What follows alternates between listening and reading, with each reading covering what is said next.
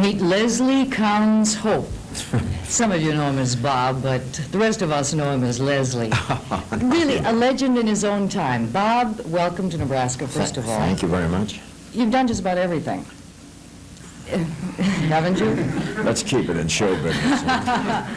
Is there anything, any unfinished business, something that you haven't done yet? Yeah, I'd like to win an Oscar.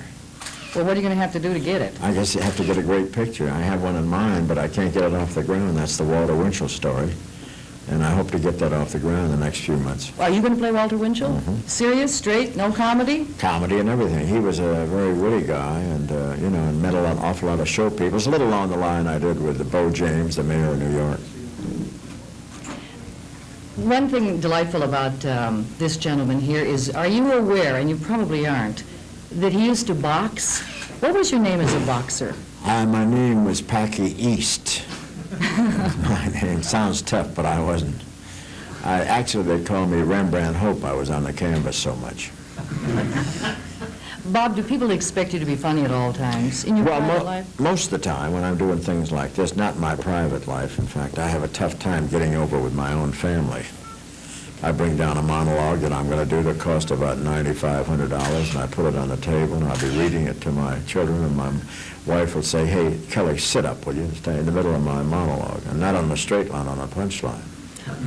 But is it tough when people, like when you came to Nebraska here to the Grand Island Airport, they present you with a cake? Mm-hmm. Do you think they expect you to say something funny about the cake? I think so. I think so. You got to be in good humor. I noticed when I landed, all the corn waved at me. I don't know what that meant. But no, they expect you to be, and I usually am in good humor because, you know, it's fun. That's why. Otherwise, I wouldn't play these dates. How much comedy is your own?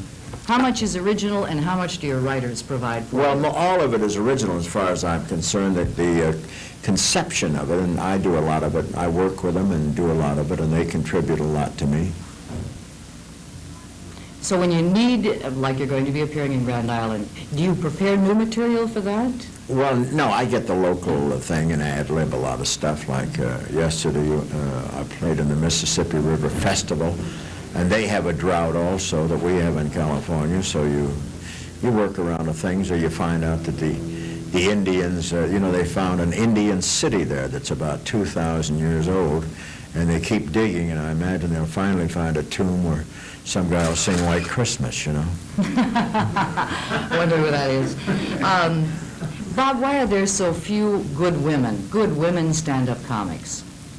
Well, I don't think that it was a racket. You know, in vaudeville, there were very few women, stand-up women comics. And they do other things. You know, I think Joan Rivers is one of the stand-up comics, and who Kay Ballard, well, she doesn't exactly, she does mostly comedy business. That's my train, pardon me. Stay here, we got a few more minutes. Lily Tomlin? And Lily Tomlin, who does different characterizations and is awfully good. You know, but there are very few. There's I'll be there, and you know, it's one of those things.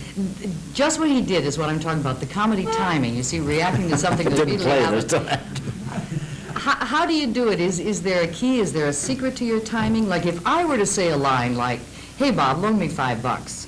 That's not. Gotta get a big laugh from me.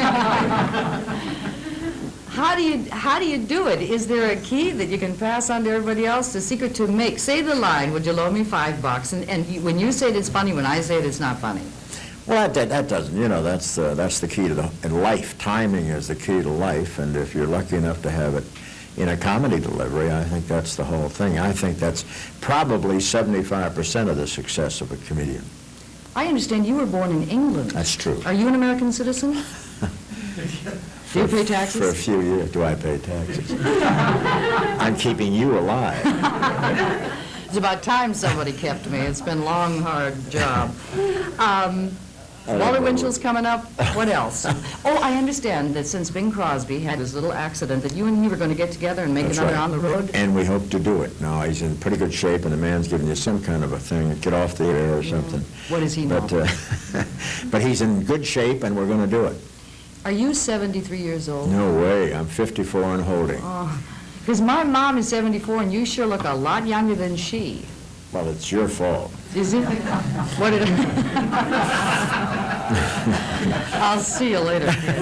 Hey, delightful to have you Thank in you, Nebraska. darling. Thank you. Happy to be here. Don't tell Carson I'm here, will you? I won't say a word. And we'll be right back All right. after this commercial, which is paying for all of this nonsense.